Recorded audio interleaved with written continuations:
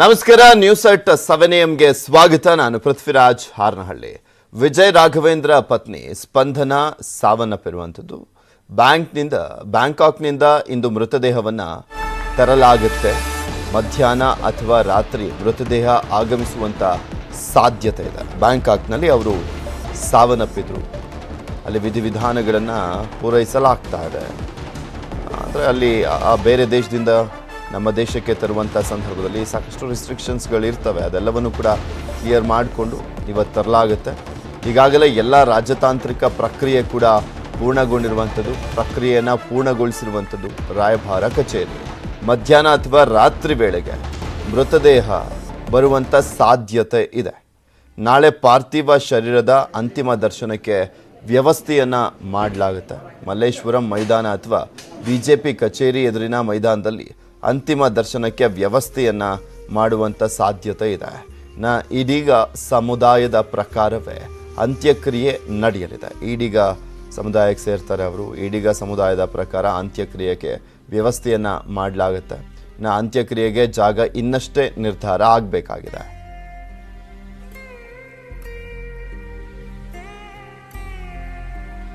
ಅವರ ಶರೀರದ post mortem ಈಗಾಗಲೇ ಮುಗಿದಿದೆ. ವಿದೇಶಾಂಗ ಇಲಾಖೆಯವರ ವಿಧಿ ವಿಚಾರಗಳಾದ ನಂತರ ಆ ಡೆಡ್ ಬಾಡಿಯನ್ನ ಸ್ಪಂದನದ ಅಂತ್ಯಕ್ರಿಯೆ ಮಾಡ್ತೇವೆ.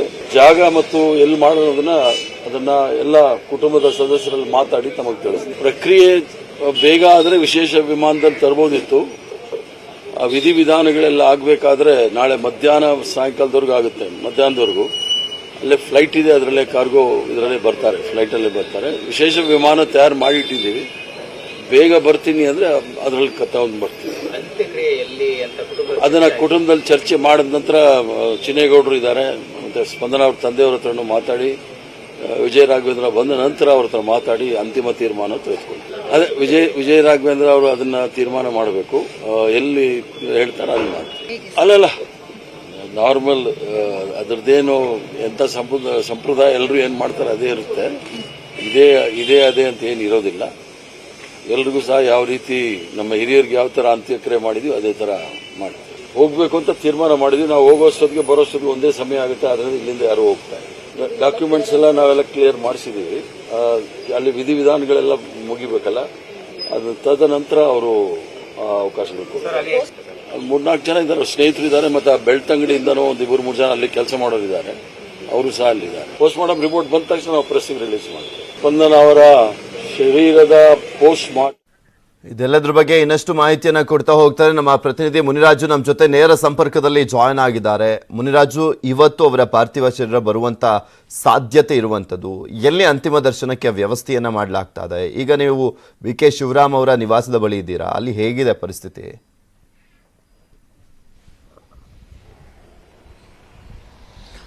ಪೃಥ್ವಿ, ಏನು ನಿನ್ನೆ ಬ್ಯಾಂಕಾಕ್ನಲ್ಲಿ ಸ್ಪಂದನ ಅವರು ಮೃತಪಟ್ಟಿದ್ರು. ಈಗ ಇವತ್ತು ಮೃತದೇಹವನ್ನ ಬೆಂಗಳೂರಿಗೆ ಕರೆತಾ ಇರುವಂತಹ ಒಂದು ಪ್ರಕ್ರಿಯೆಗಳು ಸಹ ನಡೀತಾ ಇರುವಂತದ್ದು. ಈಗಾಗಲೇ ಸ್ಪಂದನ ಅವರ ಒಂದು ಮೃತದೇಹದ ಒಂದು ಮರಣೋತ್ತರ ಪರೀಕ್ಷೆ ಸಹ ಈಗಾಗಲೇ ಬ್ಯಾಂಕಾಕ್ನಲ್ಲಿ ಮುಕ್ತಾಯವಾಗಿದ್ದು, ಕೆಲವು ಕಾನೂನು ಪ್ರಕ್ರಿಯೆಗಳೇನಿದೆ ಆ ಒಂದು ಕಾನೂನು ಪ್ರಕ್ರಿಯೆಗಳನ್ನ ಪೂರ್ಣಗೊಳಿಸಿ ಇವತ್ತು ರಾತ್ರಿ ಸುಮಾರು 9ರಿಂದ 11 ಗಂಟೆ ಸುಮಾರಿಗೆ ಬೆಂಗಳೂರಿಗೆ ಮೃತದೇಹವನ್ನ ಕರೆತಾ ಇರೋದಕ್ಕೆ ಬೇಕಾದಂತಹ ಒಂದು ತಯಾರಿಗಳನ್ನು ಸಹ ಈಗಾಗಲೇ ಮಾಡ್ಕೊಳ್ತಾ ಇರುವಂತದ್ದು. ಈಗಾಗಲೇ ಸ್ಪಂದನ ಅವರ ಒಂದು ಕುಟುಂಬದವರು ಈಗಾಗಲೇ ಬ್ಯಾಂಕಾಕ್ಗೆ ತೆರಳಿದ್ದಾರೆ. ಅಲ್ಲಿ ಕಾನೂನು ಪ್ರಕ್ರಿಯೆಗಳು ಏನಿದೆ ಆ ಒಂದು ಪ್ರಕ್ರಿಯೆಗಳನ್ನ ಪೂರ್ಣಗೊಳಿಸುವಂತಹ ಕೆಲಸವನ್ನು ಸಹ ಈಗಾಗಲೇ ಮಾಡ್ತಾ ಇದ್ದಾರೆ. ಆ ಒಂದು ಲೀಗಲ್ ಪ್ರೊಸೀಜರ್ ಮುಗಿದ ನಂತರ ನೇರವಾಗಿ ಬೆಂಗಳೂರಿಗೆ ಒಂದು ವಿಮಾನದ ಮೂಲಕ ಬೆಂಗಳೂರಿಗೆ ಮೃತದೇಹವನ್ನು ತರ್ತಾರೆ. ನಂತರ ಮಲ್ಲೇಶ್ವರಂ ಬಳಿ ಇರುವಂತಹ ಒಂದು ಏನು ಸ್ಪಂದನ ಅವರ ತಂದೆ ಬಿ.ಕೆ. ಶಿವರಾಮ್ ಏನಿದ್ರೆ ಅವರ ಮನೆ ಬಳಿ ಒಂದು ಅಂತಿಮ ದರ್ಶನಕ್ಕೂ ಸಹ ಒಂದು ವ್ಯವಸ್ಥೆಯನ್ನು ಸಹ ಮಾಡಲಾಗ್ತಿದೆ. ಈಗಾಗಲೇ ನಾವು ನೋಡ್ತಾ ಇದ್ದೀವಿ, ಮನೆ ಬಳಿ ಒಂದು ಬ್ಯಾರಿಕೇಡ್ಗಳನ್ನು ಹಾಕಿ ಮತ್ತೆ ಪೆಂಡಲ್ ಅನ್ನು ಸಹ ಇಲ್ಲಿ ವ್ಯವಸ್ಥೆ ಮಾಡಿರುವಂತದ್ದು. ಮತ್ತೆ ಇಲ್ಲಿ ಯಾರು ಸ್ಪಂದನ ಅವರ ಅಂತಿಮ ದರ್ಶನಕ್ಕೆ ಬರ್ತಾರೆ ಅವರಿಗೆ ನೋಡೋದಕ್ಕೆ ಸಾರ್ವಜನಿಕರು ಏನ್ ಬರ್ತಾರೆ ಅದಕ್ಕೆ ಬೇಕಾದಂತಹ ಒಂದು ವ್ಯವಸ್ಥೆಗಳನ್ನ ಸಹ ಈಗಾಗಲೇ ಇಲ್ಲಿ ನಿನ್ನೆಯಿಂದ ಸಹ ಮಾಡಿಕೊಂಡಿದ್ದಾರೆ. ಆದ್ರೆ ಅಂತಿಮ ದರ್ಶನಕ್ಕೆ ಇಲ್ಲಿ ಮಲ್ಲೇಶ್ವರಂ ಮೈದಾನ ಇರಬಹುದು ಅಥವಾ ಮನೆ ಬಳಿಯ ವ್ಯವಸ್ಥೆ ಮಾಡ್ತಾರೋ ಅನ್ನೋದ್ರ ಬಗ್ಗೆ ಇನ್ನು ಕುಟುಂಬದವರು ನಿರ್ಧಾರ ಮಾಡಬೇಕಾಗುತ್ತೆ. ಯಾಕಂದ್ರೆ ಈಗಾಗಲೇ ಸಹ ಕುಟುಂಬದವರು ಬ್ಯಾಂಕಾಕ್ನಲ್ಲೇ ಇರೋದ್ರಿಂದ ಅಲ್ಲಿಂದ ಬೆಂಗಳೂರಿಗೆ ಬಂದ ಬಳಿಕ ಇದ್ರ ಬಗ್ಗೆ ಒಂದು ಅಂತಿಮ ನಿರ್ಧಾರವನ್ನು ಮಾಡ್ತಾರೆ. ಮತ್ತೆ ಇದೇ ವೇಳೆ ಏನು ನಾಳೆ ಒಂದು ಅಂತ್ಯಕ್ರಿಯೆ ನಡೆಯುತ್ತೆ. ಆ ಒಂದು ಅಂತ್ಯಕ್ರಿಯೆಗೆ ಬೇಕಾದಂತಹ ಒಂದು ಸ್ಥಳ ಯಾವುದು ಮತ್ತೆ ಎಲ್ಲಿ ಅನ್ನೋದ್ರ ಬಗ್ಗೆ ಸಹ ನಾಳೆ ನಿರ್ಧಾರ ಆಗುತ್ತೆ. ಈಗಾಗಲೇ ಏನು ಬ್ಯಾಂಕಾಕ್ ನಲ್ಲಿರುವಂತಹ ಒಂದು ಸ್ಪಂದನ ಅವರ ಮೃತದೇಹವನ್ನ ಬೆಂಗಳೂರಿಗೆ ಕರೆತರುವಂತಹ ಒಂದು ಪ್ರೊಸೀಜರ್ ಅಲ್ಲಿ ಈಗ ಮನೆಯವರು ಮಗ್ನರಾಗಿದ್ದಾರೆ. ಆ ಒಂದು ಪ್ರಕ್ರಿಯೆಗಳು ಪೂರ್ಣವಾದ ಬಳಿಕ ಇವತ್ತು ರಾತ್ರಿ ಬೆಂಗಳೂರಿಗೆ ಬಂದು ಆ ನಂತರ ಮುಂದಿನ ಒಂದು ಕ್ರಿಯಾವಿಧಿಗಳ ಬಗ್ಗೆ ಮನೆಯವರು ನಿರ್ಧಾರ ಮಾಡೋದಕ್ಕೆ ಮುಂದಾಗಿರುವಂತದ್ದು. ಮತ್ತೆ ಇದೇ ವೇಳೆ ಈ ಒಂದು ಮನೆ ಬಳಿ ಏನಿದೆ ಇಲ್ಲಿಗೆ ಸಾಕಷ್ಟು ಸಂಖ್ಯೆಯಲ್ಲಿ ಬೇರೆ ಬೇರೆ ಒಂದು BK ಶಿವರಾಮ್ ಅವರ ಅಭಿಮಾನಿಗಳಿರ್ಬೋದು, ಮತ್ತೆ ನಟ ವಿಜಯ ರಾಘವೇಂದ್ರ ಅಭಿಮಾನಿಗಳಿರ್ಬೋದು, ಅವರು ಸಹ ಬಂದು ಹೋಗ್ತಿರುವಂತದ್ದು ಸಹ ಇಲ್ಲಿ ಕಾಣಬಹುದು. ಯಾಕಂದ್ರೆ ರಾತ್ರಿ ಇಡೀ ಸಾಕಷ್ಟು ಜನ ಬೆಳ್ತಂಗಡಿಯಿಂದ ಸುಮಾರು ಜನ ಇಲ್ಲಿ ಬಂದು ಮನೆ ಬಳಿ ಬಂದು ಇವರು ಮನೆಯವರನ್ನ ಭೇಟಿಯಾಗಿ ಅವರಿಗೆ ಸಾಂತ್ವನ ಹೇಳುವಂತ ಕೆಲಸವನ್ನು ಸಹ ಮಾಡಿದ್ರು. ಈಗಲೂ ಸಹ ಒಂದು ಹೆಚ್ಚಿನ ಸಂಖ್ಯೆಯಲ್ಲಿ ಇವತ್ತು ಸಹ ಇಲ್ಲಿ ಜನ ಬರೋದ್ರಿಂದ ಇಲ್ಲಿ ಬ್ಯಾರಿಕೇಡ್ ಗಳನ್ನ ಹಾಕೊಂಡು ಪೊಲೀಸರು ಸಹ ಒಂದು ವ್ಯವಸ್ಥೆಯನ್ನ ಮಾಡಿದ್ದಾರೆ. ಯಾಕಂದ್ರೆ ವಿಜಯ ರಾಘವೇಂದ್ರ ಅವರ ಅಭಿಮಾನಿಗಳಿರ್ಬೋದು, ಮತ್ತೆ BK ಶಿವರಾಮ್ ಇರ್ಬೋದು, ಮತ್ತೆ BK ಹರಿಪ್ರಸಾದ್ ಏನಿದ್ದಾರೆ ಅವರ ಒಂದು ಬೆಂಬಲಿಗರು ಮತ್ತೆ ಸಂಬಂಧಿಗಳು ಹೆಚ್ಚಿನ ಸಂಖ್ಯೆಯಲ್ಲಿ ಇವತ್ತು ಮಲ್ಲೇಶ್ವರಂನ ಈ ಒಂದು ನಿವಾಸದ ಬಳಿಗೆ ಒಂದು ಆಗಮಿಸುವ ಸಾಧ್ಯತೆಗಳು ಹೆಚ್ಚಾಗಿರೋದ್ರಿಂದ ಪೊಲೀಸರು ಸಹ ಇಲ್ಲಿ ರಸ್ತೆಗಳಿಗೆ ಒಂದು ಬ್ಯಾರಿಕೇಡ್ ಗಳನ್ನ ಹಾಕಿ ವ್ಯವಸ್ಥೆ ಮಾಡಿದ್ದಾರೆ. ಮತ್ತೆ ಸಾರ್ವಜನಿಕರು ಬರೋದ್ರಿಂದ ಒಂದು ಚೇರ್ ವ್ಯವಸ್ಥೆಯನ್ನು ಸಹ ಮಾಡಿಕೊಂಡಿರುವಂತದ್ದು. ಅದರಿಂದ ಇವತ್ತು ಅಭಿಮಾನಿಗಳು ಮತ್ತೆ ಒಂದು ಸಂಬಂಧಿಗಳು ಬಂದು ಅವರಿಗೆ ಸಾಂತ್ವನವನ್ನ ಹೇಳುವಂತ ಕೆಲಸವನ್ನ ಮಾಡ್ತಾರೆ. ಮತ್ತೆ ನಾಳೆ ಏನು ಸ್ಪಂದನ ಅವರ ಒಂದು ಅಂತ್ಯಕ್ರಿಯೆಗೆ ಬೇಕಾದಂತ ಒಂದು ತಯಾರಿಗಳು ನಡೆಸೋದಕ್ಕೂ ಸಹ ಈಗಾಗಲೇ ಕುಟುಂಬದವರು ಒಂದು ತಯಾರಿಗಳನ್ನು ಮಾಡ್ತಾರೆ. ವಿಜಯ ರಾಘವೇಂದ್ರ ಮತ್ತೆ BK ಶಿವರಾಮ್ ಅವರು ಬೆಂಗಳೂರಿಗೆ ವಾಪಸ್ ಆದ ನಂತರ ಎಲ್ಲಿ ಅಂತ್ಯ ಸಂಸ್ಕಾರ ಮಾಡಬೇಕು ಅನ್ನೋದ್ರ ಬಗ್ಗೆ ಒಂದು ಫೈನಲ್ ಆಗಿ ನಿರ್ಧಾರ ಆಗುತ್ತೆ. ಓಕೆ, ಹಾಗೆ ಸಂಪರ್ಕದಲ್ಲಿ ಇನ್ನಷ್ಟು ಮಾಹಿತಿನ ಪಡ್ಕೊಳ್ತೀನಿ ಮುನಿರಾಜು. ಸ್ಪಂದನ ಮೃತದೇಹ ಇಂದು ರಾತ್ರಿ ಬೆಂಗಳೂರಿಗೆ ಬರುವಂತ ಸಾಧ್ಯತೆ ಇರುವಂತದ್ದು. ಬ್ಯಾಂಕಾಕ್ನ ಎಲ್ಲ ಪ್ರಕ್ರಿಯೆಯನ್ನ ಮುಗಿಸಿ ಬೆಂಗಳೂರಿಗೆ ತರಲಾಗುತ್ತೆ. ಬ್ಯಾಂಕಾಕ್ನಲ್ಲೇ ಇರುವಂತ ವಿಜಯ ರಾಘವೇಂದ್ರ ಅವರು ಬ್ಯಾಂಕಾಕ್ನಲ್ಲೇ ಇದ್ದಾರೆ. ಅಲ್ಲಿ ಪ್ರಕ್ರಿಯೆಗಳನ್ನು ಪೂರ್ಣಗೊಳಿಸ್ತಾ ಇದ್ದಾರೆ. ಬ್ಯಾಂಕಾಕ್ನಲ್ಲಿ ತಾಂತ್ರಿಕ ಕೆಲಸಗಳನ್ನು ಪೂರೈಸಬೇಕಾಗಿದೆ. ಮಧ್ಯಾಹ್ನ 2 ಗಂಟೆಯ ಒಳಗಡೆ ಎಲ್ಲ ಪ್ರಕ್ರಿಯೆಯೂ ಕೂಡ ಮುಗಿಯುವಂಥ ಸಾಧ್ಯತೆ ಇದೆ. ಕಾನೂನು ಪ್ರಕ್ರಿಯೆ ತಡವಾದರೆ ಮಧ್ಯರಾತ್ರಿ ಸ್ಪಂದನ ಮೃತದೇಹ ಬೆಂಗಳೂರಿಗೆ ತರುವಂಥ ಸಾಧ್ಯತೆ ಇದೆ. ಇದ್ರ ಬಗ್ಗೆನೂ ಕೂಡ ಮಾಹಿತಿಯನ್ನು ಪಡ್ಕೊಂಡು ನಮ್ಮ ಪ್ರತಿನಿಧಿ ಮುನಿರಾಜು ನೇರ ಸಂಪರ್ಕದಲ್ಲೇ ಇದ್ದಾರೆ. ಮುನಿರಾಜು, ನೋಡ್ತಾ ಇದ್ವಿ ಇಲ್ಲಿ ಸಹಜವಾಗಿ ಒಂದು ದೇಶದಿಂದ ಮತ್ತೊಂದು ದೇಶಕ್ಕೆ ಪಾರ್ಥಿವ ಶರೀರವನ್ನು ತರುವಂಥ ಸಂದರ್ಭದಲ್ಲಿ ಸಾಕಷ್ಟು ರಿಸ್ಕ್ ಅಂತೂ ಇದ್ದೇ ಇರುತ್ತೆ, ರಿಸ್ಟ್ರಿಕ್ಷನ್ಸ್ಗಳು ಕೂಡ ಇರ್ತವೆ. ಸೊ ಆ ಪ್ರಕ್ರಿಯೆ ಯಾವಾಗ ಪೂರ್ಣ ಆಗುವಂಥ ಸಾಧ್ಯತೆ ಇದೆ? ಸಂಜೆ ಬರ್ಬೋದು ಅಥವಾ ಮಧ್ಯರಾತ್ರಿ ಏನಾದರೂ ಬರುವಂಥ ಸಾಧ್ಯತೆ ಇದೆಯಾ ಪಾರ್ಥಿವ ಶರೀರವನ್ನು?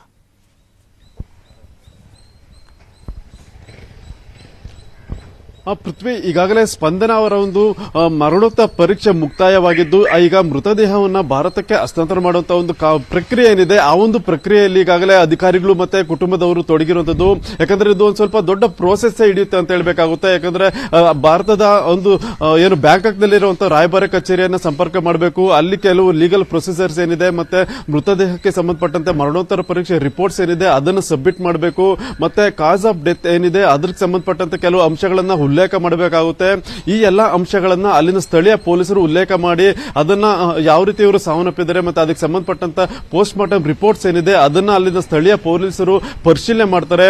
ನಂತರ ಅಲ್ಲಿಂದ ಒಂದು ಬ್ಯಾಂಕಾಕ್ ಅಧಿಕಾರಿಗಳೇನಿದ್ರೆ ಅವರು ಅದನ್ನ ಭಾರತದ ಒಂದು ರಾಜತಾಂತ್ರಿಕ ಕಚೇರಿಗೆ ಆ ಒಂದು ಎಲ್ಲಾ ಫಾರ್ಮಾಲಿಟಿ ಏನು ದಾಖಲೆಗಳನ್ನ ಒದಗಿಸಿ ಅಲ್ಲಿ ಕೆಲವು ಲೀಗಲ್ ಪ್ರೊಸೀಜರ್ಸ್ ಏನಿದೆ ಅದನ್ನ ಫುಲ್ಫಿಲ್ ಮಾಡಿದ ನಂತರ ಮೃತದೇಹವನ್ನ ಹಸ್ತಾಂತರ ಮಾಡುತ್ತಾರೆ. ಆ ನಂತರ ಏನು ಸ್ಪಂದನ ಅವರ ಮೃತದೇಹ ಭಾರತಕ್ಕೆ ಬರುವಂತಹ ಪ್ರಕ್ರಿಯೆಗಳು ಆರಂಭ ಆಗುವಂತದ್ದು. ಬಹುಶಃ ಈಗ ಕುಟುಂಬದವರು ಹೇಳುವ ಮಾಹಿತಿ ಪ್ರಕಾರ ಸುಮಾರು ಒಂದು 9 ರಿಂದ 11 ಗಂಟೆ ಸುಮಾರಿಗೆ ಬೆಂಗಳೂರಿಗೆ ಬರುವಂತಹ ಸಾಧ್ಯತೆಗಳು ಸಹ ಇರೋದ್ರಿಂದ ರಾತ್ರಿ ಈ ಒಂದು ಮನೆ ಬಳಿ ಒಂದು ಅಂತಿಮ ದರ್ಶನಕ್ಕೆ ವ್ಯವಸ್ಥೆಯನ್ನ ಮಾಡೋದಕ್ಕೆ ಕೆಲವು ತಯಾರಿಗಳನ್ನ ಮಾಡಿಕೊಂಡಿದ್ದಾರೆ. ಆ ನಂತರ ನಾಳೆ ಮಲ್ಲೇಶ್ವರಂ ಇರಬಹುದು ಅಥವಾ ಮನೆ ಬಳಿಯ ಒಂದು ಅಂತಿಮ ದರ್ಶನಕ್ಕೆ ವ್ಯವಸ್ಥೆಯನ್ನ ಮಾಡಿ ನಂತರ ಅಂತಿಮ ಕ್ರಿಯೆ ಎಲ್ಲಿ ಮಾಡಬೇಕು ಅನ್ನೋದ್ರ ಬಗ್ಗೆ ಕುಟುಂಬದವರು ನಿರ್ಧಾರ ಮಾಡ್ತಾರೆ ಅಂತೇಳಿ ಈಗ ಮಾಹಿತಿಗಳು ಸಿಗ್ತಾ ಇರುವಂತದ್ದು. ಓಕೆ, ಧನ್ಯವಾದ ಮುನಿರಾಜು ನಿಮ್ಮೆಲ್ಲ ಮಾಹಿತಿಗಾಗಿ. ಸ್ಪಂದನ ಬಗ್ಗೆ ರೇಖಾ ರಾಣಿ ಕಶ್ಯಪ್ ಅವರು ಫೇಸ್ಬುಕ್ನಲ್ಲಿ ತಮ್ಮ ಅಭಿಪ್ರಾಯವನ್ನ ಹಂಚಿಕೊಂಡಿದ್ದಾರೆ. ಸ್ಪಂದನ ಅವರ ಜೊತೆಗಿನ ಒಡನಾಟದ ಬಗ್ಗೆ ಹಂಚಿಕೊಂಡಿರುವಂಥದ್ದು ಅವರ ಅಭಿಪ್ರಾಯವನ್ನ. ಯಾಕೆಂದರೆ ಸಾಕಷ್ಟು ಜನ ತುಂಬ ಕ್ಲೋಸ್ ಫ್ರೆಂಡ್ಸ್ ಇರ್ತಾರೆ, ಅವ್ರ ಬಗ್ಗೆ ಇವ್ರಿಗೆ ತುಂಬ ಚೆನ್ನಾಗಿ ಗೊತ್ತಿರುತ್ತೆ. ಸ್ಪಂದನ ಯಾವ ರೀತಿಯಾಗಿದ್ರು, ಯಾವ ರೀತಿಯಾಗಿ ನಡ್ಕೊಳ್ತಾ ಇದ್ರು ಎಲ್ಲರೂ ಬಂದಂಥ ಸಂದರ್ಭದಲ್ಲಿ, ಫ್ರೆಂಡ್ಸ್ ಎಲ್ಲ ಇದ್ದಂಥ ಸಂದರ್ಭದಲ್ಲಿ ಅವರನ್ನು ಯಾವ ರೀತಿಯಾಗಿ ಮಿಸ್ ಮಾಡ್ಕೊಳ್ತಾ ಇದ್ದಾರೆ, ಇದೆಲ್ಲವನ್ನೂ ಕೂಡ ಅವರು ಫೇಸ್ಬುಕ್ನಲ್ಲಿ ಹಂಚಿಕೊಂಡಿದ್ದಾರೆ. ಸ್ಪಂದನ ನನ್ನ ಅಚ್ಚು, ಅಂದರೆ ಅವರು ಅಚ್ಚು ಅಂತ ಕರಿತಾ ಇದ್ರಂತೆ ಸ್ಪಂದನ ಅವರನ್ನು. ಅವಳು ಹುಟ್ಟಿದಾಗಿನಿಂದ ಇದುವರೆಗೂ ನಾನು ಅವಳನ್ನು ಆ ಹೆಸರಿನಿಂದ ಕರೆದೇ ಇಲ್ಲ, ಕರೆದದ್ದೆಲ್ಲ ಅಚ್ಚು ಅಂತಾನೆ. ಸೌಮ್ಯ ಮುಖದ ಸುಂದರ ಹಠಮಾರಿ ಅವರು ಅಂತಲೂ ಕೂಡ ಬರೆದಿದ್ದಾರೆ. ಸೌಮ್ಯ ಮುಖದ ಸುಂದರ ಹಠಮಾರಿ, ಆಸೆ ಪಟ್ಟಿದ್ದನ್ನು ನೆರವೇರಿಸಲಿಕ್ಕೆ ಅಪ್ಪ ಅಮ್ಮ ಅಣ್ಣ ತುದಿಗಾಲಲ್ಲಿ ನಿಂತಿರ್ತಾ ಇದ್ರು ಅವರ ಆಸೆಯನ್ನು ನೆರವೇರಿಸಲಿಕ್ಕೆ. ನಂತರ ಬಂದಂಥ ಗಂಡ ವಿಜಯ ರಾಘವೇಂದ್ರನೂ ಕೂಡ ಅಷ್ಟೇ. ದೇವ ಅವರು ಅಳತೆ ಮಾಡಿಟ್ಟ ಹಾಗೆ ಸಿಕ್ಕ ಅಮೂಲ್ಯ ವಜ್ರ ಅವರು ಆತನ ಪ್ರಪಂಚದಲ್ಲಿ ಮೊದಲ ಪ್ರೀತಿಯ ಪತ್ನಿಗೆ ಸ್ಥಾನವನ್ನು ಕೊಟ್ಟಿದ್ದು. ನಂತರ ಮಿಕ್ಕೆಲ್ಲ. ಬಹಳ ಮುಗ್ಧೆಯಾಗಿದ್ದಂಥ ನನ್ನ ಅಚ್ಚುವನ್ನು ಒಮ್ಮೆ ಸದಾಶಿವನಗರ ಪಾರ್ಕ್ ಬಳಿ ಹರೆಯದ ಹುಡುಗನೊಬ್ಬನ ಜೊತೆ ಕಾರ್ನಲ್ಲಿ ಕುಳಿತು ಹರಟೆ ಹೊಡೆಯುತ್ತಿದ್ದದನ್ನು ಕಂಡು ಜೀವ ಬಾಯಿಗೆ ಬಂದಿತ್ತು. ಅವಳಪ್ಪ BK ಶಿವರಾಮ್ ಮೊದಲೇ ಹುಲಿ, ನಿನ್ನ ಪ್ರಾಣ ಪಕ್ಷಿ ಎಲ್ಲಿಟ್ಟಿದ್ದೀಯಾ ಹೇಳು ಅಂತ ರೇಗಿಸಿದಾಗಲೆಲ್ಲ ಮಗಳನ್ನ ಮುದ್ದು ಮಾಡುತ್ತಾ ಅಚ್ಚು ಒಳಗಿದೆ ನನ್ನ ಪ್ರಾಣ ಪಕ್ಷಿ ಅಂತ ಹೇಳ್ತಾ ಇದ್ರು. ಅಪ್ಪನ ಅಪಾರ ಪ್ರೀತಿ ಅವಳ ಕಾನ್ಫಿಡೆನ್ಸ್ ಲೆವೆಲನ್ನು ಸದಾ ಉತ್ತುಂಗದಲ್ಲಿಟ್ಟಿತ್ತು. ಇಂತಹ ಅಪ್ಪನ ಬಳಿ ಮಗಳ ಹಿತರಕ್ಷಣೆಯ ದೃಷ್ಟಿಯಿಂದ ಚಾಡಿ ಹೇಳೋ ಬೇಡವೋ ಅಂತ ಬಹಳ ದಿನ ಒದ್ದಾಡಿದೆ. ನಂತರ ಕರೆ ಮಾಡಿ ನಿನ್ನ ಜೊತೆ ಕಾರ್ನಲ್ಲಿದ್ದಂಥ ಹುಡುಗನ ವಿವರ ಕೊಡು ಅಂತ ಕೇಳಿದೆ. ಆಂಟಿ, ನಾನು ಮದುವೆ ಆದರೆ ಅವರನ್ನೇ ಅಪ್ಪನನ್ನು ಒಪ್ಪಿಸಿ ಅಂತ ಹೇಳಿದ್ಲು. ಎಷ್ಟು ಹಠ ಮಾಡಿದರೂ ಕೂಡ ಹುಡುಗ ಯಾರೆಂದು ಮಾತ್ರ ಹೇಳಲೇ ಇಲ್ಲ. ಕಡೆಗೆ ಆಂಟಿ, ಸಿನಿಮಾದವರು ಅಂದರೆ ನೀವೆಲ್ಲ ಬೇಡ ಅಂತೀರಿ, ಅದಕ್ಕೆ ಅವರ ಹೆಸರನ್ನು ಹೇಳೋಲ್ಲ ಅಂತ ಹೇಳಿದ್ಲು. ಹಾಗಾದರೆ ನಾನು ನಿನ್ನ ಪ್ರೀತಿಗೆ ಸಪೋರ್ಟ್ ಮಾಡಲ್ಲ ಅಂತ ಹೇಳಿದೆ. ಅಚ್ಚು ಮೇಲೆ ಕಣ್ಗಾವಲು ಹಾಕಿದ್ರೂ ಕೂಡ ನನ್ನ ಕೈಗೆ ಎಲ್ಲೂ ಸಿಕ್ಕಾಕೊಳ್ದೆ ಜಾಣತನ ತೋರುವಷ್ಟು ದೊಡ್ಡವಳಾಗ್ಬಿಟ್ಟಿದ್ಲು. ಬಹಳ ಗಲಾಟೆ ಮಾಡಿದ ನಂತರ ಸಣ್ಣ ಧ್ವನಿಯಲ್ಲಿ ಹೇಳಿದ್ಲು, ಚಿನ್ನಾರಿ ಮುತ್ತ ಅಂತ. ಈ ಮಧ್ಯೆ ನನ್ನ ಆಪ್ತ ಹಾಗೂ ನನ್ನ ಸೌಲ್ಮೇಟ್ ಶಿವರಾಮ್ಗೆ ಅಚ್ಚು ವಿಷಯ ಹೇಳಲೇಬೇಕು ಅಂತ ನಿರ್ಧರಿಸಿದ್ರು. ಶೂಟಿಂಗ್ನಲ್ಲಿ ಬ್ಯುಸಿ ಆದೆ. ಬೆಳಗ್ಗೆ ಶಿವರಾಮ್ ಕರೆಯನ್ನೇ ಮಾಡಿದ್ರು, ನಿನ್ನ ಮಗಳು ಅಚ್ಚುಗೆ ಮದುವೆ ಮಾಡ್ತಿದ್ದೀನಿ ಅಂತ. ಮತ್ತೆ ನನ್ನ ಜೀವ ಬಾಯಿಗೆ ಬಂತು. ಹುಡುಗ ಯಾರು ಅಂತ ನಡುಗುವ ಧ್ವನಿಯಲ್ಲಿ ಯಾವುದೇ ಕಾರಣಕ್ಕೂ ಅಚ್ಚು ಕನಸು ಛಿದ್ರವಾಗುವಂಥದ್ದು ನನಗಿಷ್ಟ ಇರಲಿಲ್ಲ. ಏಕೆಂದರೆ ನನ್ನ ಪಾಲಿಗೆ ಅವಳು ಸ್ವರ್ಗದಿಂದ ನೇರವಾಗಿ ನಮ್ಮ ಕೈಗೆ ಸಿಕ್ಕ ಹೂವು.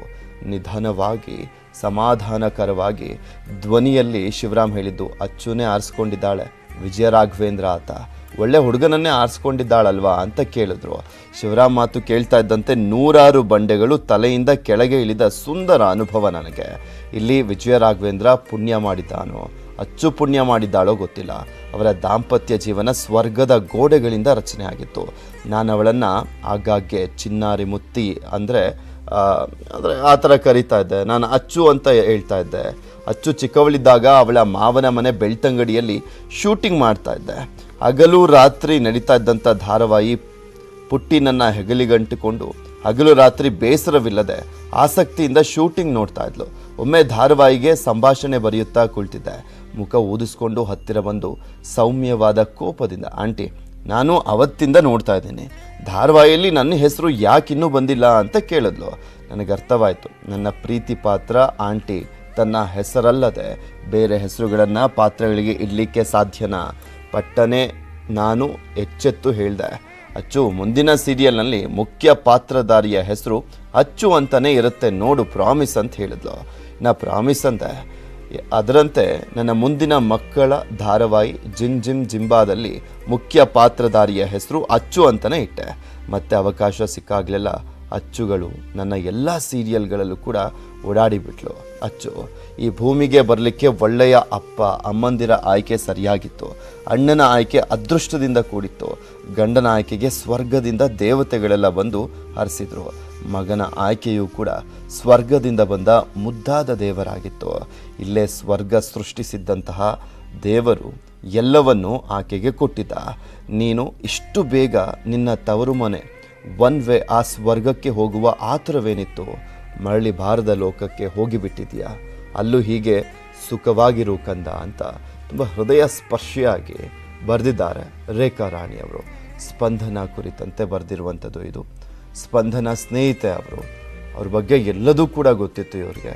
ಸೊ ಹೀಗಾಗಿ ಅವ್ರು ಯಾವ ರೀತಿಯಾಗಿದ್ದರು ಅನ್ನುವಂಥದ್ದು ಇವರು ಮದುವೆ ಆಗಲಿಕ್ಕೂ ಮುಂಚೆಯಿಂದಲೂ ಕೂಡ ಹತ್ತತ್ರ ಒಂದು 20 ವರ್ಷಕ್ಕೂ ಹಳೆಯ ಸ್ನೇಹ ಅಂತ ಕಾಣಿಸುತ್ತೆ. ಅವಾಗಿಂದ ನೋಡ್ತಾ ಬಂದಿದ್ದಂಥವರು. ಸೊ ಅವ್ರ ಬಗ್ಗೆ ವಿವರವಾಗಿ ಉಲ್ಲೇಖಿಸಿ ತುಂಬ ಭಾವನಾತ್ಮಕವಾಗಿ ಬರೆದಿದ್ದಾರೆ. Welcome back. ನಟ ವಿಜಯ್ ರಾಘವೇಂದ್ರ ಪತ್ನಿ ಸ್ಪಂದನ ಹೃದಯಾಘಾತಕ್ಕೆ ಸಂಬಂಧಪಟ್ಟಂತೆ ನ್ಯೂಸ್ 18 ಜೊತೆ ಮಾತನಾಡಿದ್ದಾರೆ. ಜಯದೇವ ಹೃದ್ರೋಗ ಆಸ್ಪತ್ರೆ ನಿರ್ದೇಶಕರಾಗಿರುವಂಥ ಡಾಕ್ಟರ್ CN ಮಂಜುನಾಥ್ ಅವರು ಹೃದಯಾಘಾತದ ಬಗ್ಗೆ ಮಾಹಿತಿಯನ್ನು ಕೊಟ್ಟಿದ್ದಾರೆ. 50 ವರ್ಷದೊಳಗಿನ ಮಹಿಳೆಯರಲ್ಲಿ ಹೃದಯಾಘಾತ ಇರಲೇ ಇಲ್ಲ. ಆದರೆ ಇದೀಗ ಚಿಕ್ಕ ವಯಸ್ಸಿನ ಮಹಿಳೆಯರಲ್ಲೇ ಹೃದಯಾಘಾತ ಹೆಚ್ಚಾಗ್ತಾ ಇದೆ. ಕೊರೋನಾ ಪರಿಣಾಮ ಹಾಗೂ ಅತಿಯಾದ ಡಯಟ್ ಕೂಡ ಹೃದಯಾಘಾತಕ್ಕೆ ಕಾರಣ ಅನ್ನುವಂಥ ಮಾಹಿತಿಯನ್ನು ಕೊಟ್ಟಿದ್ದಾರೆ. ವಯಸ್ಸಿನಲ್ಲಿ ಹೃದಯಾಘಾತದ ಗುಂಪಿನಲ್ಲಿ 8% ಮಹಿಳೆಯರಿದ್ದಾರೆ. ಇದರಲ್ಲಿ 29 ವರ್ಷದ ವೈದ್ಯರಿದ್ದಾರೆ, 23 ವರ್ಷದ ಇಂಜಿನಿಯರ್ ಇದ್ದಾರೆ ಮತ್ತು 30 ವರ್ಷದ ಒಂದು ಸಾಫ್ಟ್ವೇರ್ CEO ಇದ್ದಾರೆ, 19 ವರ್ಷದ ಕೂಲಿ ಕಾರ್ಮಿಕ ಮಹಿಳೆ ಇದ್ದಾರೆ. ಸೊ ಹೀಗಾಗಿ ಇವತ್ತು ಮಹಿಳೆಯರಲ್ಲೂ ಕೂಡ ಹೃದಯಾಘಾತ ಸ್ವಲ್ಪ ಜಾಸ್ತಿ ಆಗ್ತಾ ಇದೆ. ಕಳೆದ 15 ವರ್ಷದಲ್ಲಿ ನಾವು ಮಾಹಿತಿಯನ್ನು ನೋಡಿದಂಥ ಸಂದರ್ಭದಲ್ಲಿ ಈ ಹೃದಯಾಘಾತದ ಪ್ರಮಾಣ 22% ಜಾಸ್ತಿ ಆಗಿದೆ. ಅದರಿಂದ ಇವತ್ತು ಯುವಕರು ಮತ್ತು ಮಧ್ಯಮ ವಯಸ್ಕರಲ್ಲಿ ಹೃದಯಾಘಾತದ ಪ್ರಮಾಣ ಜಾಸ್ತಿ ಆಗ್ತಾ ಇದೆ. ಇದು ಬಹಳ ನೋವಿನ ಸಂಗತಿ ಮತ್ತು ಆತಂಕ ಕೂಡ ಆಗ್ತಾ ಇದೆ. ಇವಾಗ ಸ್ಪಂದನ ಅವರ ವಿಚಾರಕ್ಕೆ ಬಂದಂತ ಸಂದರ್ಭದಲ್ಲಿ ಅಂದ್ರೆ ಕೋವಿಡ್ ಬರೋದಕ್ಕೆ ಮೊದಲೇ ಕೂಡ ಈ ಹೃದಯಾಘಾತದ ಪ್ರಮಾಣ ಹೆಚ್ಚಾಗ್ತಾ ಹೋಗ್ತಾ ಇದೆ. ಕೋವಿಡ್ ಬಂದ ನಂತರ ಈ ಹೃದಯಾಘಾತದ ಈ ಪ್ರಮಾಣ ಬಹುಶಃ 3-5% ಜಾಸ್ತಿ ಆಗಿದೆ. So Covid contribution for heart attack is around 3-5%. ಅಂದರೆ ಕೋವಿಡ್ ಬಂದಂತ ನಂತರ ಇದರ ಎಫೆಕ್ಟ್ ಸಾಮಾನ್ಯವಾಗಿ 1 ವರ್ಷದಲ್ಲಿ ಬರಬೇಕು. ಯಾಕೆಂದ್ರೆ ಈ ಕೋವಿಡ್ ಆಗಲೇ ಹೋಗಿ 2 ವರ್ಷ ಆಯಿತು. ನಂತರ ಇನ್ನೊಂದು ಜನರಲ್ಲಿ ಸಂಶಯ ಮತ್ತು ಒಂದು ಅಪನಂಬಿಕೆ ಏನಿತ್ತು ಅಂದ್ರೆ ಕೋವಿಡ್ ವ್ಯಾಕ್ಸಿನ್ ಇಂದ ಏನಾದರೂ ಬರ್ಬೋದಾ ಅಂತ. ಸೊ ಇದರಲ್ಲೂ ಕೂಡ ಒಂದು ಮಾಹಿತಿ ಇದೆ. ನೀವು 10 ಲಕ್ಷ ಜನರಿಗೆ ಕೋವಿಡ್ ವ್ಯಾಕ್ಸಿನ್ ಕೊಟ್ಟರೆ 10 ಲಕ್ಷ ಜನರಿಗೆ ಕೋವಿಡ್ ವ್ಯಾಕ್ಸಿನ್ ಕೊಟ್ಟರೆ 6-7 ಜನರಿಗೆ ಇದು ಹೃದಯಾಘಾತ ಆಗುವ ಸಾಧ್ಯತೆ ಇದೆ. ಅಂದರೆ ಕೋವಿಡ್ ವ್ಯಾಕ್ಸಿನ್ ಕೂಡ ಈಗ ತೆಗೆದುಕೊಂಡು 2 ವರ್ಷ ಆಗಿದೆ. ಸೊ ಇವತ್ತು ಬದಲಾದ ಜೀವನ ಶೈಲಿ ಮತ್ತು ಬದಲಾದ ಆಹಾರ ಪದ್ಧತಿ ಮತ್ತು ಅದಕ್ಕಿಂತ ಹೆಚ್ಚಾಗಿ ಬಹಳ ಮುಖ್ಯವಾದದ್ದು ಒಂದು ಈ ಒತ್ತಡ. ಇವತ್ತು ಒತ್ತಡ ಅನ್ನೋದು ಒಂದು ಹೊಸ ತಂಬಾಕಿಗೆ ಹೋಲಿಕೆ ಆಗ್ತಾ ಇದೆ. ಒತ್ತಡ ಅನ್ನೋದು ಒಂದು ಹೊಸ ಸಿಗರೇಟು ಸೇದಿದಷ್ಟು ದುಷ್ಪರಿಣಾಮ ಒತ್ತಡಗಳು. ಅದರಿಂದ ನಂತರ ಇನ್ನೊಂದು ಅಂಶ ಗಣನೆಗೆ ತರಬೇಕು ಅಂದರೆ ಇದು ಎಕ್ಸರ್ಸೈಸ್ ಕೂಡ ಅಷ್ಟೇ. ಅತಿರೇಕದ ಎಕ್ಸರ್ಸೈಸು, ಇತಿಮಿತಿಯಲ್ಲಿ ಇರಬೇಕು ಎಕ್ಸರ್ಸೈಸು. ನಮ್ಮಲ್ಲಿ ಏನಾಗಿದೆ, ನಾವು ಬಹಳ ಅತಿ ಉತ್ಸಾಹದಿಂದ ಏನು ಮಾಡ್ತಾರೆ, ನಾನು ಒಂದು 6 ತಿಂಗಳಲ್ಲೇ 15 kg 20 kg ಸಣ್ಣ ಆಗಬೇಕು, ತೂಕ ಇಳಿಸ್ಬೇಕು ಅನ್ನುವ ಆ ಅತಿ ಉತ್ಸಾಹದಲ್ಲಿ ಅತಿರೇಕದ ಈ ವ್ಯಾಯಾಮ ಕೂಡ ಒಂದು ಸ್ವಲ್ಪ ಅಪಾಯನೇ ಅಂತ ನಾವು ಹೇಳಬೇಕಾಗುತ್ತೆ. ನಾರ್ಕೋಟಿಕ್ ಡ್ರಗ್ಸ್, ಮಾದಕ ವಸ್ತುಗಳ ಸೇವನೆ ಕೂಡ ಒಂದು ಕಾರಣ ಇದಕ್ಕೆ ಇತ್ತೀಚಿನ ದಿನಗಳಲ್ಲಿ. ಅದರಲ್ಲೂ ಕೋಕೇನ್ ಆಗ್ಬೋದು, ಮಾರಿಜೋನಾ ಆಗ್ಬೋದು ಅಥವಾ ಗಾಂಜಾ ಆಗ್ಬೋದು, ಇವೆಲ್ಲ. ಸೊ ಹೀಗಾಗಿ ಹಲವಾರು ಕಾರಣಗಳಿಂದ ಇದಾಗುತ್ತೆ. ಹೆಣ್ಣು ಮಕ್ಕಳಲ್ಲಿ ಇತ್ತೀಚಿನ ದಿನಗಳಲ್ಲಿ ಅವರು ಕೂಡ ಗಂಡಸರಂತೆ ಕೆಲಸ ಮಾಡ್ತಾ ಇದ್ದಾರೆ, ಅವ್ರಿಗೂ ಒತ್ತಡ ಜಾಸ್ತಿ ಆಗಿದೆ. ಸೊ ಈ ರೀತಿ ಅಕ್ಯೂಟ್ ಸ್ಟ್ರೆಸ್ಸು ಕೂಡ ಬಹಳ ಮುಖ್ಯವಾದದ್ದು. ನಂತರ ಕ್ರಾನಿಕ್ ಸ್ಟ್ರೆಸ್ ಅಂದರೆ ವರ್ಷಾನುಗಟ್ಟಲೆ ಇರತಕ್ಕಂಥ ಈ ಒತ್ತಡಗಳು ಏನಾಗುತ್ತೆ, ಅಂಥವ್ರಿಗೆ ಹಾರ್ಟ್ ರೇಟು ಸ್ವಲ್ಪ ಜಾಸ್ತಿ ಆಗುತ್ತೆ, ಬ್ಲಡ್ ಪ್ರೆಷರು ಜಾಸ್ತಿ ಆಗುತ್ತೆ. ಸೊ ಈ ರೀತಿ ಸ್ಟ್ರೆಸ್ಸು ಕೂಡ ಬಹಳ ಮುಖ್ಯವಾದದ್ದು. 80% ಹೃದಯಾಘಾತ ಆದವರಿಗೆ ಈ ಮುನ್ನೆಚ್ಚರಿಕೆ ಪ್ರಿಮಾನಿಟರಿ ಸಿಂಪ್ಟಮ್ಸ್ ಸಿಗುತ್ತೆ. ಆದರೆ ಇನ್ನು 20% ಹೃದಯಾಘಾತ ಆದವರಿಗೆ ಸಿಗದೇ ಇಲ್ಲ. ಹೃದಯಾಘಾತ ಇತರ ಸುದ್ದಿಗಳನ್ನು ನೋಡೋಣ ಎಕ್ಸ್ಪ್ರೆಸ್ ನ್ಯೂಸ್ನಲ್ಲಿ. ನಕಲಿ ಪತ್ರವನ್ನು ಇಟ್ಕೊಂಡು ಸರ್ಕಾರದ ವಿರುದ್ಧ ಅಪಪ್ರಚಾರ ಮಾಡ್ತಾ ಇರುವಂತ ನೀವೇ ಇದರ ಸೃಷ್ಟಿಕರ್ತರೋ ಅಥವಾ ನಿಮ್ಮ ಬ್ರದರೋ ಅಂತ ಸಿದ್ದರಾಮಯ್ಯ ಬಿಜೆಪಿ ನಾಯಕರಿಗೆ ಹಾಗೆ HD ಕುಮಾರಸ್ವಾಮಿ ಅವರಿಗೆ ತಿರುಗೇಟನ್ನ ಕೊಟ್ಟಿದ್ರು. ಕೃಷಿ ಇಲಾಖೆಯ ಅಧಿಕಾರಿಗಳಿಂದ ಸಚಿವ ಚಲರಾಯಸ್ವಾಮಿ ಲಂಚ ಕೇಳ್ತಿದ್ದಾರೆ ಎಂಬ ದೂರಿನ ಆಧಾರದಲ್ಲಿ ಕ್ರಮ ಕೈಗೊಳ್ಳುವಂತೆ ರಾಜ್ಯಪಾಲರ ಕಚೇರಿಯ ಪತ್ರ ಸಾಕಷ್ಟು ಚರ್ಚೆ ಆಗಿತ್ತು. ಇದೇ ವಿಚಾರ ಇಟ್ಕೊಂಡು ಬಿಜೆಪಿಯು ಟ್ವೀಟ್ ಅನ್ನು ಮಾಡಿ ಸಚಿವ ಚಲರಾಯಸ್ವಾಮಿ ಅವರ ರಾಜೀನಾಮೆ ಪಡೆಯಲಿಕ್ಕೆ ರಾಹುಕಾಲಕ್ಕೆ ಕಾಯ್ತಾ ಇದ್ದೀರಾ ಅಂತ ಕೆಣಕಿತ್ತು. ಇದಕ್ಕೆ ಸಿಎಂ ತಿರುಗೇಟನ್ನು ನೀಡಿದ್ದಾರೆ. ಉಡುಪಿ ನೇತ್ರ ಜ್ಯೋತಿ ಪ್ಯಾರಾಮೆಡಿಕಲ್ ಕಾಲೇಜು ವಿಡಿಯೋ ಪ್ರಕರಣದ ತನಿಖೆಯನ್ನು ಸರ್ಕಾರ CIDಗೆ ಹಸ್ತಾಂತರಿಸಿದೆ.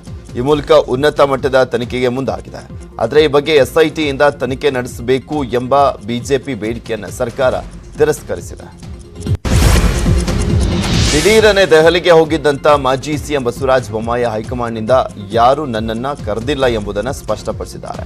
ನವದೆಹಲಿಯಲ್ಲಿ ಮಾತನಾಡಿ ಲೋಕಸಭೆ ಚುನಾವಣೆ ಬಗ್ಗೆ ಚರ್ಚಿಸಲಿಕ್ಕೆ ದೆಹಲಿಗೆ ಆಗಮಿಸುವಂತೆ ಸಂಸದರು ಮನವಿಯನ್ನು ಮಾಡಿದರು. ಹಾಗಾಗಿ ಬಂದಿದ್ದೆ ಅಂತ ಹೇಳಿದ್ದಾರೆ. ಇನ್ನು ಹೈಕಮಾಂಡ್ ನಾಯಕರ ಭೇಟಿಗೆ ಅವಕಾಶ ಸಿಕ್ಕರೆ ಭೇಟಿಯನ್ನು ಮಾಡ್ತೇನೆ ಅಂತ ಹೇಳಿದ್ದಾರೆ.